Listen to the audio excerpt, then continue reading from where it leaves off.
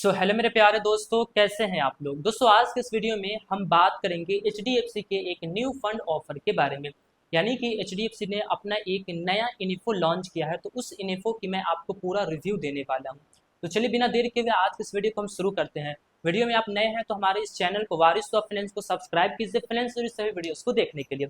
चलिए यहाँ पे मैं आपको एक एक चीज़ समझाता हूँ कि ये जो फंड आया है ये फंड कैसा है, कहाँ पे हमारे पैसे को इन्वेस्टमेंट किया जाएगा और क्या क्या चीज़ हमें इस फंड के अंदर में देखने को मिलेगा। चलिए मैंने व्हाइट बोर्ड पे सारी चीज़ें यहाँ पे लिख दी है। पहले हमारा टॉपिक है इन्फो रिव्यू, ठीक है। पहले आप देखिए कि हमारे फंड का नाम हमें यहाँ पे क्या देखने को मिलता है। फंड का नाम हमें देखने को मिलता है H D F C Nifty 500 multi cap, ठीक है। ये मल्टी कैप कैटेगरीज का फंड है, ठीक है। Multi cap 50, 25 index fund multi cap categories का है, लेकिन ये मल्टी कैप का एक इंडेक्स फंड है।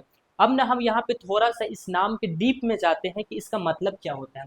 पहले तो ये हो गया कि एच डी एफ सी, ठीक है, ये हमारे एक एएमसी कंपनी का नाम हो गया। निफ्टी आ गया यानी कि किसी चीज को जो है वो दर्शा रहा है कि यहाँ पे जो चीजें हैं वो पैसिव इन्वेस्टर है, ठीक है।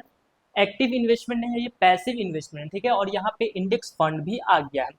अब ना यहाँ पे है मल्टी कैप, ठीक है। मल्टी कैप का मतलब होता है कि मल्टीपल कैपिटलाइजेशन के अंदर में आपके पैसे को इन्वेस्टमेंट किया जाएगा। तो यहाँ पे 50, 25 तो इसके बारे में हम यहाँ नीचे होल्डिंग्स में समझेंगे कि उन सभी का मतलब क्या है। पहले हम बेसिक चीज को समझते हैं कि ये जो इन्फो का जो लॉन्चिंग डेट हमें देखने को मिल रहा है वो 6 अगस्त 2024 को ये इन्फो जो है वो लॉन्च हो जाएगा। और ये आपको टाइम दे रहा है 20 अगस्त 2024 तक का, कि इतने दिनों में आप अपने पैसे को इस फंड के अंदर में इन्वेस्टमेंट जो है वो कीजिए, ठीक है। अब देखिए यहाँ पे एनएवी प्राइस यानी कि जो आपको नेट एसेट वैल्यू जो यहाँ पे मिलेगी वो एक नेट एसेट वैल्यू आपको 10 रुपए का मिलेगा, ठीक है। तो 10 रुपए इसकी एक नेट एसेट वैल्यू है। अगर आपको इस फंड में पैसे को इन्वेस्टमेंट करना है तो आपके पास कितना पैसा होना चाहिए। तो मिनिमम एसआईपी और मिनिमम लमसम अमाउंट जो यहाँ पे रखा गया है वो मात्र 100 रुपीज रखा गया है। अगर आपके पास 100 रुपए है तो आप 100 रुपए से एक अपनी एसआईपी शुरू कर सकते हैं, जिसमें आपको हर महीने पैसे इन्वेस्टमेंट करना है। और अगर आपके पास 100 रुपए है तो आप इसके अंदर लमसम अमाउंट इन्वेस्टमेंट कर सकते हैं, ठीक है। चलिए अब हमने जो बात किया था कि 50, 25 इसका मतलब क्या है तो हम समझते हैं। पहले हम देखते हैं कि यहाँ पे क्या है। निफ्टी 500 यानी कि ये जो बेंचमार्क को जो फॉलो कर रहा है उस बेंचमार्क के अंदर में 500 कंपनी के स्टॉक्स में देखने को मिलते हैं।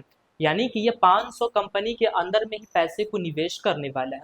अब ये कितना कितना किस किस कंपनी में इन्वेस्टमेंट करेगा यानी कि किस किस कैपिटलाइजेशन में निवेश करेगा वो यहाँ हम होल्डिंग्स में देखेंगे। पहले तो क्लियर है कि 500 स्टॉक्स इस फंड के अंदर में रहने वाले हैं, जिस वजह से ये हमारा जो है वो मल्टी कैप कैटेगरीज का फंड बन जाता है। अब देखिए यहाँ पे हमने सिंपली लिख दिया है होल्डिंग्स कि हमारे पैसे को कितना कहाँ इन्वेस्टमेंट किया जाएगा। मार्केट कैपिटलाइजेशन के मुताबिक तीन मार्केट कैपिटलाइजेशन होते हैं। एक होता है हमारा लार्ज कैप, एक होता है मिड कैप और एक होता है हमारा स्मॉल कैप। तो यहाँ पे लार्ज कैप के अंदर में जो आपके पैसे को इन्वेस्टमेंट किया जाएगा, मान लीजिए आपने 100 रुपए का लमसम किया है तो 100 रुपए में से 50 रुपया जो है वो आपका लार्ज कैप के अंदर में जाएगा। यानी कि आप जितना भी पैसा इन्वेस्टमेंट कीजिए उसका 50% जो पैसा रहेगा वो लार्ज कैप के अंदर में इन्वेस्टमेंट किया जाएगा, ठीक है। और मिड कैप की अगर हम बात करें तो मिड कैप कैटेगरीज के अंदर में आपके द्वारा इन्वेस्टमेंट किए गए पैसे का 25% यहाँ पे निवेश किया जाएगा। वहीं यहाँ पे स्मॉल कैप के अंदर में भी आपके पैसे को 25% स्मॉल कैप कैटेगरीज के अंदर में निवेश किया जाएगा।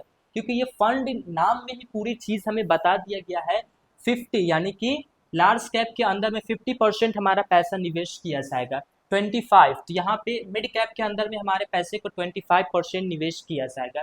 25 फिर है तो यहाँ पे क्या है स्मॉल कैप के अंदर में भी 25% पैसा हमारा यहाँ पे निवेश किया जाएगा।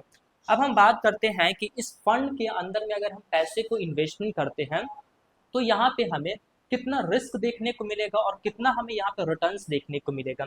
तो यहाँ पे रिस्क आपको ये समझ में आ रहा होगा कि लार्ज कैप में हमारा आधा पैसा गया है तो रिस्क तो बहुत कम हमें यहाँ पे देखने को मिलेगा।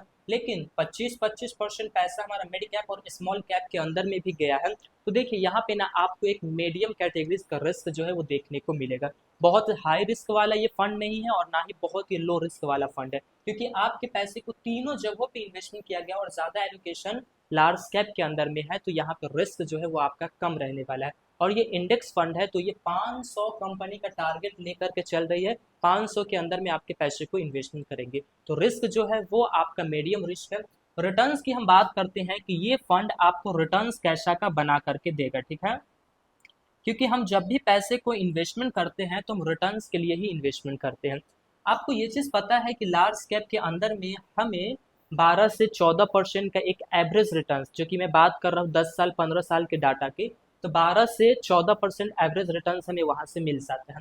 मिड कैप की अगर हम बात करें तो यहाँ पे आपको जो रिटर्न्स मिलते हैं वो आपको 15% से लेकर के 20% के आसपास मिल जाते हैं एवरेज रिटर्न्स, ठीक है। स्मॉल कैप की अगर हम बात करें तो ये जो कैटेगरीज है आपको 20% से ज़्यादा का रिटर्न्स बना करके आपको दे देता है। तो यहाँ पे ना एक हम अंदाजन ये कह सकते हैं कि इसकी जो रिटर्न्स की जो कैटेगरी रहने वाली है वो आपको 15% से लेकर के 20% के बीच में देखने को मिलेगी।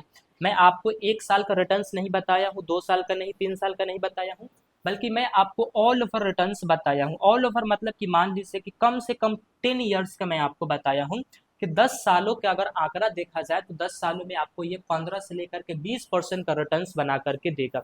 तो आई होप दोस्तों कि आपको इस फंड के बारे में सारी बेसिक डिटेल्स पता चल गया होगा कि कैसा ये फंड है, कहाँ हमारे पैसे को निवेश किया जाएगा, कितना रिस्क है और कितना रिटर्न्स मिलेगा। देखिए ये वीडियोस कोई भी वीडियो सजेशनल नहीं होती है कि आप इस फंड में पैसा निवेश करें।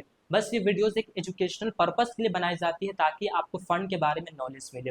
तो मैं आशा करता हूँ कि आपको ये जानकारी काफ़ी पसंद आई। दोस्तों ये जानकारी पसंद आई है तो वीडियो को लाइक कीजिए और हमारे इस चैनल को वारिस द फाइनेंस को सब्सक्राइब कीजिए फ्रेंड्स जुड़ी सभी वीडियोस को देखने के लिए।